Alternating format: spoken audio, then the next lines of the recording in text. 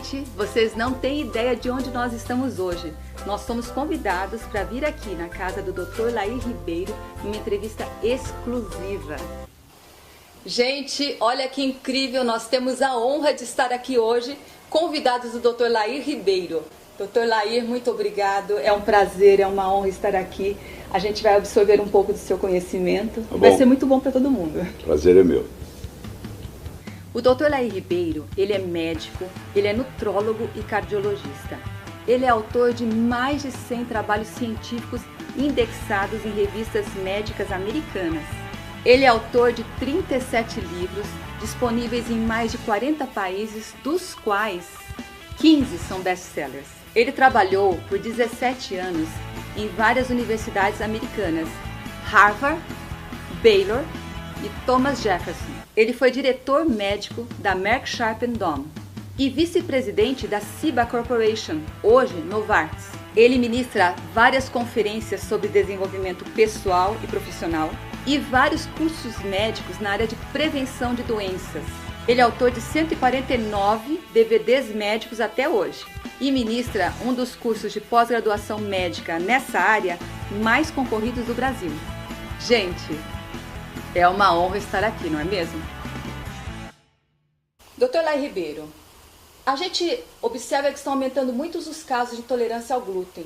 Por que motivo? E o glúten faz mesmo mal à saúde? O glúten faz parte do grão do trigo.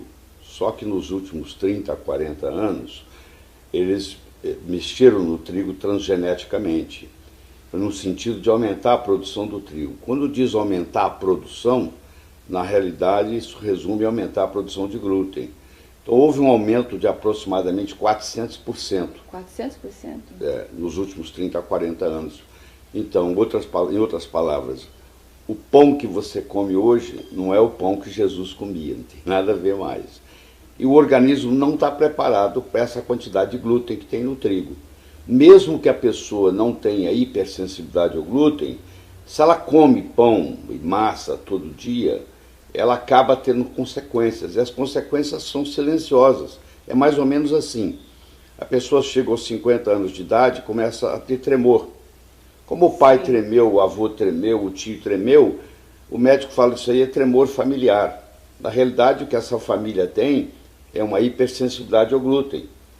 30, 40, 50 anos comendo glúten, chega uma hora que o cerebelo não aguenta mais, começa a tremer. Olha que interessante, a pessoa está tremendo e não sabe que é por causa do Aí ela vai ao médico, o médico vai dar um remédio para parar de tremer, que não é o caso. Se enquanto não parar o glúten, o tremor não para. Sim. No momento que você tira o glúten, não precisa de remédio, o tremor vai embora. Olha que bacana. Agora, é importante você entender que o glúten está no grão do trigo e não na folha do trigo. O trigo é um alimento, é uma planta que ela dá em qualquer lugar, em qualquer altitude, qualquer latitude. Ela pode dar num vale, ela pode dar numa montanha. E é provavelmente a planta que tem maior habilidade de absorver nutrientes do solo. Absorve um total de 140 e poucos elementos. Então, a folha do trigo, por exemplo, é muito útil.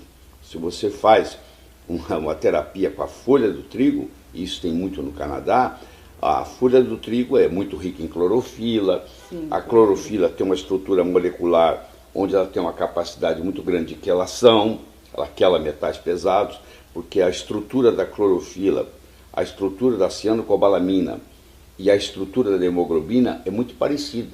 Só que o que muda é o mineral que está no centro. Na clorofila é o magnésio, na hemoglobina é o ferro, na cianocobalamina é o cobalto. Mas é mais ou menos a mesma estrutura, e tem uma capacidade de quelação muito grande. Então existem aplicabilidades terapêuticas do trigo, mas não o grão. Mas não é o mesmo, o trigo não é o mesmo no mundo inteiro. Você vai, por exemplo, na Europa, eu acho que em Paris você pode se dar o luxo de comer um croissant no café da manhã, porque o trigo de lá da Europa não é transgênico. Ele não prejudica tanto quanto o trigo americano ou o trigo brasileiro. Tem países em que está proibido o uso de sementes transgênicas, né? E outra pergunta, doutor Lair, o pão então ele vicia? Todo alimento que te prejudica, ele acaba te viciando, porque para você tolerar aquele alimento, você começa a liberar endorfinas, entendeu? Sim. E essas endorfinas liberadas, como se fossem morfinas, elas te viciam. Então, em geral, O alimento que lhe faz mais mal é aquele que você gosta mais. É um paradoxo, mas é a verdade, entendeu? Verdade, infelizmente. É aquele que lhe faz mais mal, é o que você gosta mais. Então você procura ver a lista dos alimentos que você gosta e provavelmente entre aqueles está um que está lhe prejudicando muito. E a pessoa vicia, que você pede uma pessoa para tirar o pão, ela fala, mas como é que eu vou ficar sem pão? Como é que eu vou comer sem pão? Entendeu? Hoje em dia existem, né? Então, mas aí é um problema. Existe uma saída, que é usar a massa sem o trigo, né, sem o glúten, que você pode comprar em muitos supermercados. Mas também não é a solução, porque tem outros problemas na massa. Porque a gente vai falar sobre isso. Que são os carboidratos. Então não adianta você simplesmente falar agora que eu estou ingerindo um alimento sem glúten, eu posso comer à vontade. Não é verdade. É verdade. E, doutor Laí, então, existe assim algum método, algum modo das pessoas saberem que elas já estão com essa intolerância muito grande ao glúten? Qual que seria a metodologia para a pessoa? Geralmente é assim, a hipersensibilidade, porque a incompatibilidade alimentar, ela é dividida em 3 partes.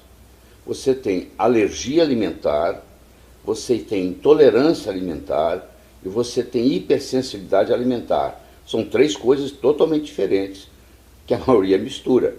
Eu chamo as 3 de incompatibilidade alimentar. Então vamos começar com a primeira. Você tem alergia a camarão.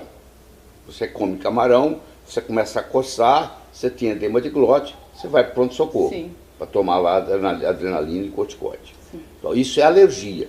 Isso é mediado por IgE, isso é um processo imunológico. Você toma o leite, você tem um distúrbio gastrointestinal. O leite aí não foi, o problema aí é enzimático, é o problema da lactose, não tem mais nada de imunológico. E o que nós estamos conversando, que é o do glúten, é uma hipersensibilidade. Você come a macarronada no sábado à noite e você vai ter a dor de cabeça na quarta-feira de manhã. Quarta-feira?